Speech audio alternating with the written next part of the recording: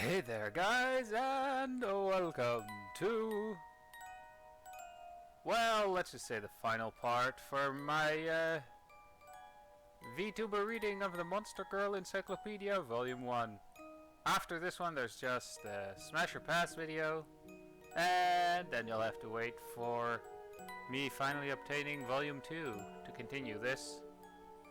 Which, by the looks of it, is gonna take a fucking while, thanks to the bookstore being an ass about it. Anyway, the monster girl we will be reading about today is obviously, I mentioned her by name at the end of the last video, so here she is, the Lilim.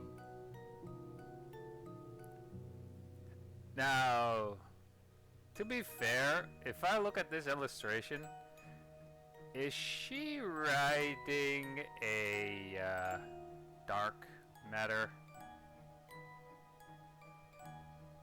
You know? Top-notch design though. Anyway, Lilim, family succubus, type fiend.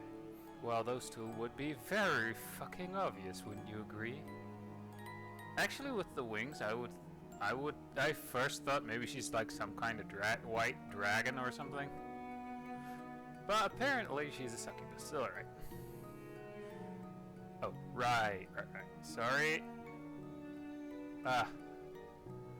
Now my head should be tracked a bit better. Forgot to turn on the light for my webcam so it has a decent track view of my face.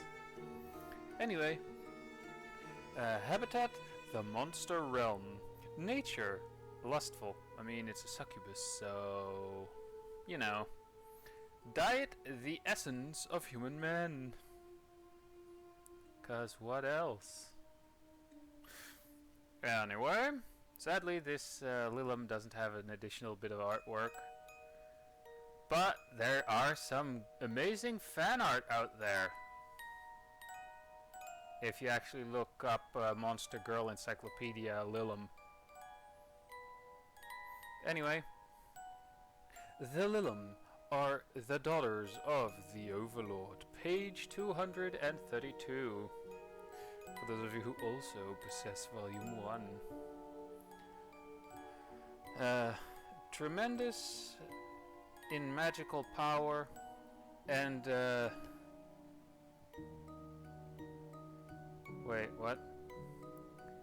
And prejudice in physical allure. They have the same pearly skin like hair. Alright.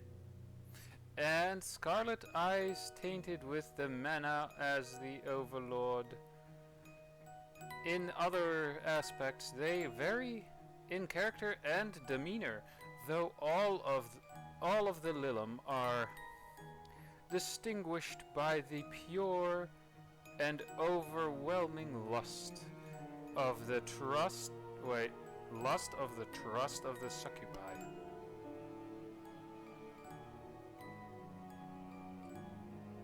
Was there a mistranslation there? I'm not sure. They love all humans and monsters deeply and wish for more than anything for us all to reach what they consider the ideal way of life.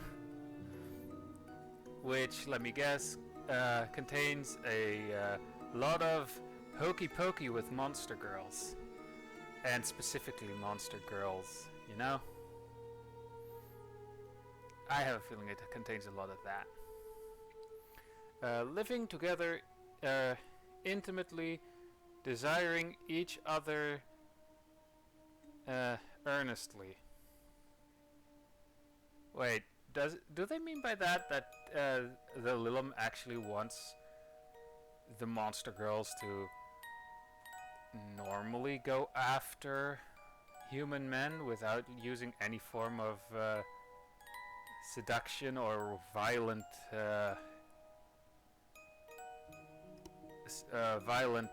you know, the violent R. Because that would be all very oddly wholesome. And probably not the case, considering the rest in this book. Anyway, and fornication, and fornicating furiously, called it. The succubic, the succubic limit, the succubic Lilim possesses ultimate power. A Lilim needs not cast seductive magic to find a mate. For most, any man will become hers with just a single look. Oh damn, they're that gorgeous, huh? She has no need for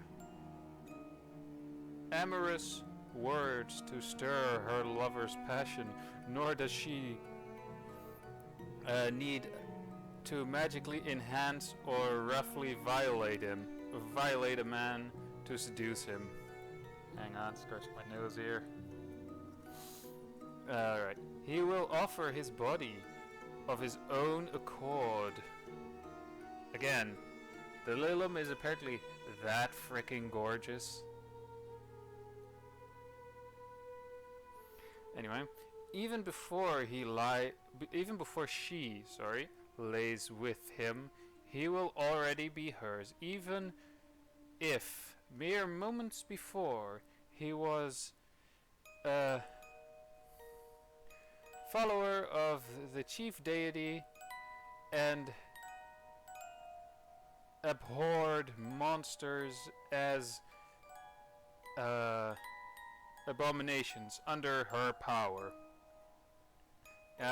It's like essentially they don't like anything ain't human. That's, I think, what they meant there. He will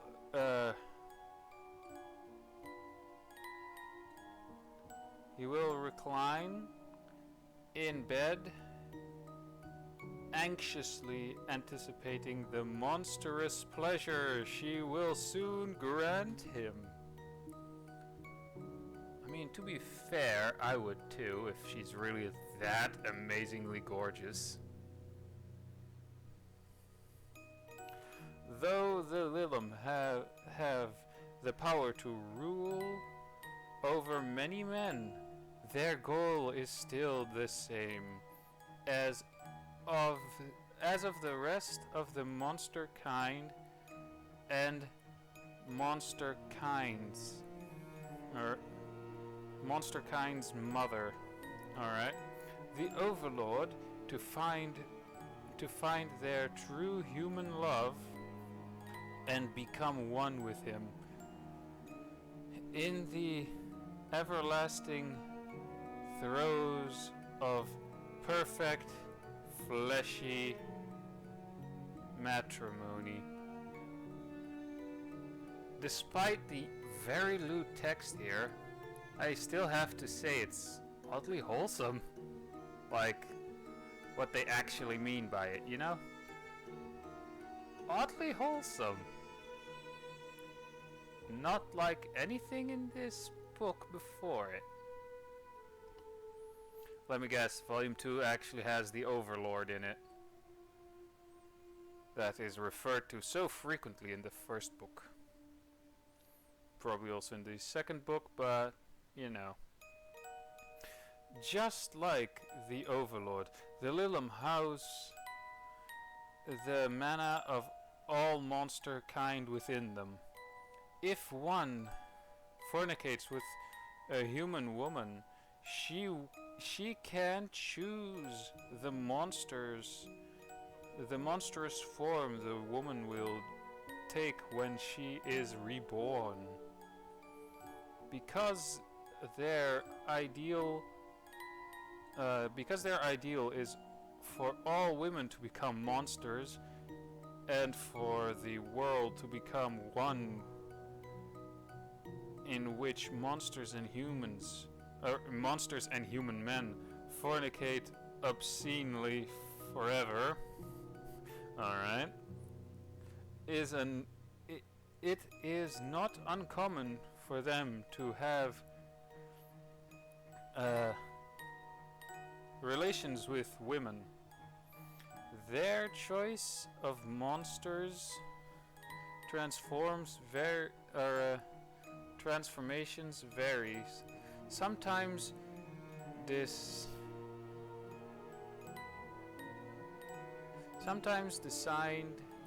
designed to turn the woman into a monster that fits her personality and ideals. Alright. Sometimes selected largely for amusement, alright? To see how she will copulate after she turns. For instance, they may turn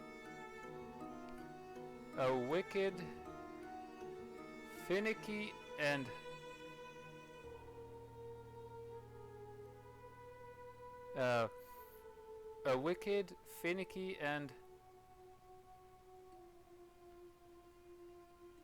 hearty shrew into a cockatrice, a monster who often finds herself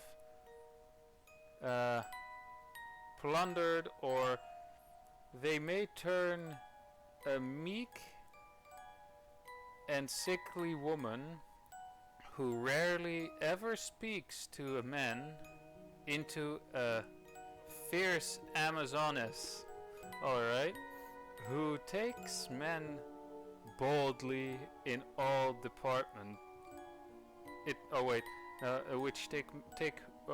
Which takes men boldly in all the. It all depends on the humor and mood of the Lilim. I mean, to be fair, if the person, as the example says, was sickly and essentially sickly, that could mean anything from deadly ill to I just have a cold. But again, if she was dying from disease and being turned into a monster would actually save her life, again, wholesome. Although being turned into a monster for having a cold would be kind of a, dick move. The Lilim symbolizes the overlord's power. The more power the overlord stores through intercourse, alright, with her husband, the more the number of Lilim grows, and thus grows the power of the overlord, and her monsters. If the Lilim continue to swell in number, the day will surely come when the world is ruled by the monsters and the incubi, who copulate with them copulate with them, a world without strife, filled with only love and pleasure. I mean, that's one way to end all wars. I mean, that's literally one hell of a way to end it. Although I think the human population would be gone at that point, either turned into monster girls or into incubi for the male population. Anyway, with that said, that is it for number 100 of the Vtuber reading of the Monster Girl Encyclopedia. I hope you enjoyed it, and I'll take this opportunity as well to say I'll only start really working on the Smash or Pass video next weekend. So yeah, because then I have essentially 2 full days to work on it without having to go to work and everything. So I hope you don't mind, and yeah. I'll see you guys in the next video or stream of whatever I'll be making or streaming. And of course, as always, feel free to leave a like if you feel like it, and let me know what you think of the Lilim. Anyway, I'll see you guys next time. Bye. Damn, she looks good.